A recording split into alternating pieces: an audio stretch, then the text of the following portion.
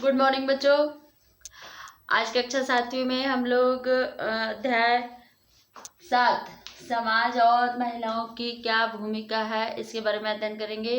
इसके पहले आप लोग जब दीपावली की छुट्टी लगी थी तो इसमें आपने इसका भाग 1 अध्ययन किया था, जिसमें समाज में महिलाओं की क्या भूमिकाएं हैं। अब इसका भाग 2 अध्ययन करेंगे हम लोग कि समाज में महिलाओं का क्या स्थान है। पहले के समय में समाज में महिलाओं का क्या स्थान था और धीरे धीरे परिवर्तन होने के बाद जब आज आधुनिक युग है तो उस समय अब महिलाओं की क्या स्थिति है समाज में, तो उसके बारे में हम लोग अध्ययन करेंगे। तो अभी तक तो हम लोग इसका भाग 1 पढ़ रहे थे, अब है भाग 2 जिसमें आपका परिवर्तन के लिए सीखना। सभी को पता है कि जैसे जैसे परिवर्तन आता है तो मनुष्य धीरे धीरे उस चीज़ को सीखना प्रारंभ कर देता है।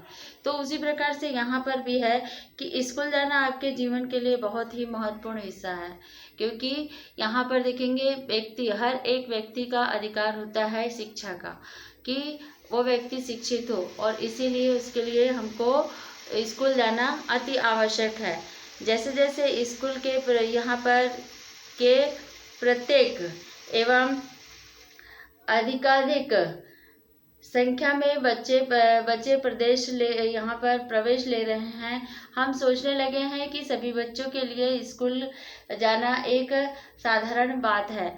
तो यहाँ पर देखेंगे एक एक करके, पहले के समय में देखेंगे शिक्षा उतना अधिक महत्व नहीं रखता था, है ना। उस समय देखेंगे समाज भी वर्गों में बटा हुआ था, जिसमें ब्राह्मणों को, क्षत्रियों को खाली शिक्षा ग्रहण करने का अधिकार होता था और अन्य बच्चों को शिक्षा ग्रहण करने का अधिकार नहीं होता था। लेकिन जैसे जैसे परिवर्तन आते गया वैसे वैसे यहाँ पर लोगों को ये मतलब समझ में आ गया कि एक व्यक्ति के लिए शिक्षा कितना जरूरी है, और यहाँ पर धीरे धीरे सभी बच्चे स्कूल जाना प्रारंभ किए थे।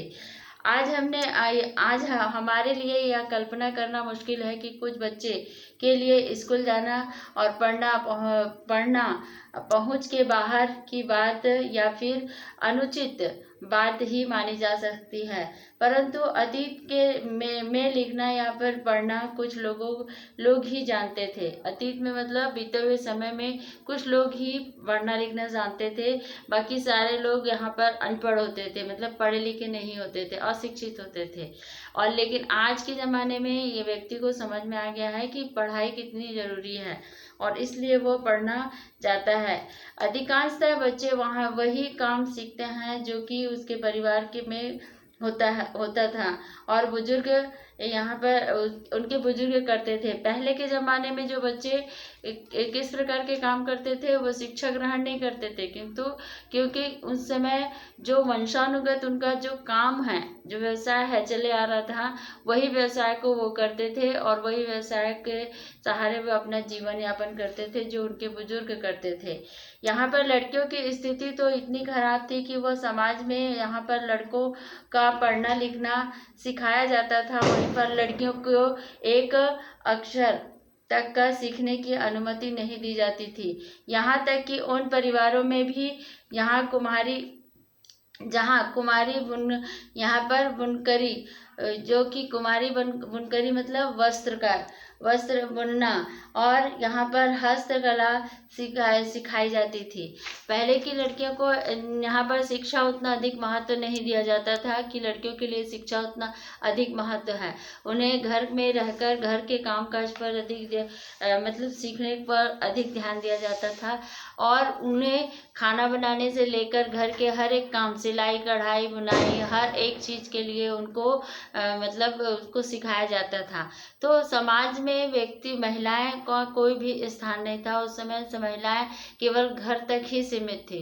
वह घर के लोगों का ध्यान रखती थी, घर के लोगों के लिए खाना बनाती थी, घर में ही रहती थी, और समाज से बाहर उसका कोई भी स्थान नहीं था। तो यहाँ पर देखते हैं धीरे धीरे यह महिलाएं जब बाहर निकलना शुरू किया तो वो उदाहरण के लिए जैसे कुम्हार के व्यवसाय में महिलाएं मिट्टी एकत्र करती हैं और बर्तन बनाने के लिए तैयारी करती हैं। और चूंकि वे चाक नहीं चलाती हैं। चाक मतलब होता है यहाँ पर मिट्टी के जो बर्तन बनाए जाते हैं उसका एक विशेष प्रकार का यंत्र होता है, उसको हम चाक कहते हैं। मिट्टी लाने, उसे सानने, उसे तैयार करने तक का केवल महिलाओं का काम रहता था। बाकी महिलाएं चाक नहीं चलाती थी। चाक चलाने के लिए पुरुष होते थे, मिट्टी के बर्तन बनाने के लिए, और इसीलिए उन्हें कुम्हार नहीं माना जाता था। समाज में बहुत विरोध के बावजूद भी लड़कियों की शिक्षा के लिए बहुत सी महिला एवं पुरुष लड़कियों के लिए स्कूल खोलने का प्रयत्न किया था। हम लोगों ने इसमें देखेंगे, पढ़ेंगे कि इसमें बहुत सारे ऐसे समय थे जो कि जिसमें महिलाओं के शिक्षा के विरुद्ध थे, क्योंकि उस समय लोग रूढ़िवादी होते थे, महिलाओं के शिक्षा का विरोध करते थे। किंतु समाज में जब मध्यम वर्ग आया और मध्यम वर्ग में समाज सुधार धीरे धीरे आने लगा, समाज में सुधार आने लगा, तो बहुत सारे ऐसे महापुरुष थे जिन्होंने महिला शिक्षा पर बहुत अधिक जोर दिया और महिलाओं को शिक्षित करने का प्रयास किया था। अब देखते हैं महिला आंदोलन। इसमें वर्तमान में महिलाओं और लड़कियों को पढ़ने के लिए स्कूल जाने का अधिकार है। अन्य क्षेत्र में जैसे कानून में सुधार, हिंसा, स्वास्थ्य, और जहां पर लड़कियां महिलाएं की स्थिति बेहतर हुई है। ये परिवर्तन अपने आप नहीं आया है।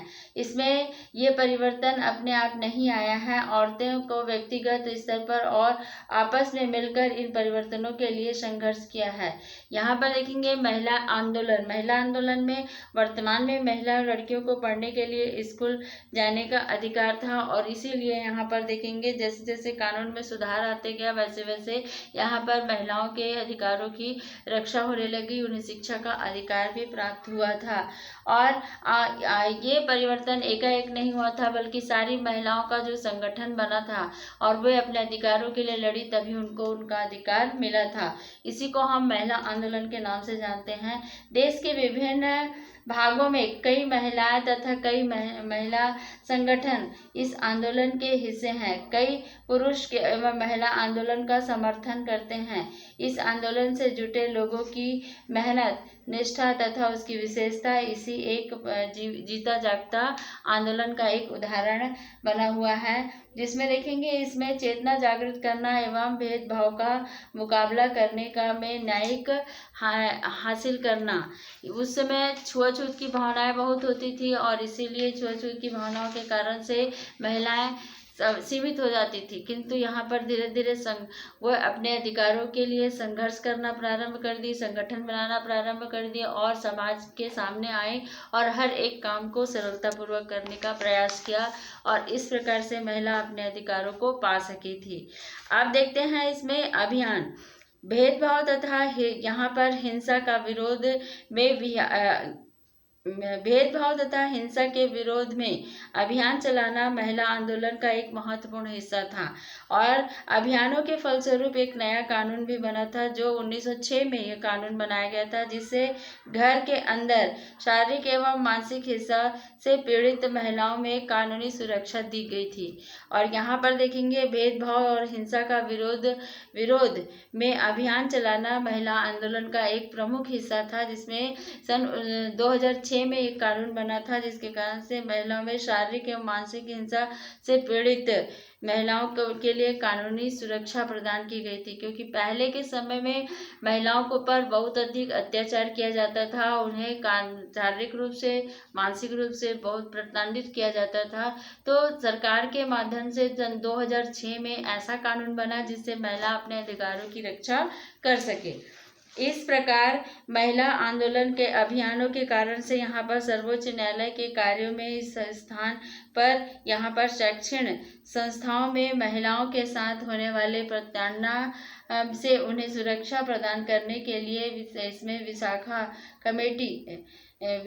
कमेटी गठित किए जाने के दिशा में निर्देश जारी किए थे। दहेज से संबंधित कानून बालिकाओं के लिए यहाँ पर 1098 टोल का फ्री नंबर दिया गया है। 1098 मतलब 1098 टोल फ्री नंबर दिया गया है। अगर कोई महिला को दहेज प्रताड़ित करते हैं और बालिकाओं पर अत्याचार किया जाता है तो टोल फ्री नंबर सरकार का कि वो उस नंबर पर डाल करके वे अपनी रक्षा कर सकते हैं, जिससे उन्हें किसी भी सुरक्षा उपलब्ध कराई जा सके। अब देखते हैं जागरूकता बढ़ाना। महिला आंदोलन का एक प्रमुख कार्य महिलाओं के अधिकारों के प्रति समाज में जागरूकता लाना तथा इसमें गीतों, नुक्कड़ नाटकों और जनसभाओं के माध्यम से अपने संदेश को लोगों तक पहुंचाना। जागरूकता को बढ़ाने के लिए क्या किया जा सकता है कि यहाँ पर महिला आंदोलन का प्रमुख कार्य था महिलाओं के अधिकारों की रक्षा करना, और इसके लिए उन्होंने विज्ञापन दिया। जगह जगह नुक्कड़ में जाकर वह विज्ञापन करने लगे थे, नाटक करने लगे थे, और जिससे वहाँ पर जनता में जागरूकता पैदा हुई और वह महिलाएं अपने अधिकारों की रक्षा कर सके। विरोध करना। जब कभी महिलाओं के हितों का उल्लंघन होता था तो वैसे ही कानून तथा अथवा नीति द्वारा महिला आंदोलन का उल्लंघन के खिलाफ आवाज उठाते थे। विरोध करना। अगर किसी महिलाओं के अधिकारों का हनन होता है तो महिला संगठन बना हुआ रहता है और वे अपने महिलाओं के अधिकारों के लिए वो क्या कर सकती हैं, आवाज उठा सकती है। संगठन के माध्यम से वे अपने अधिकारों की रक्षा कर सकती हैं।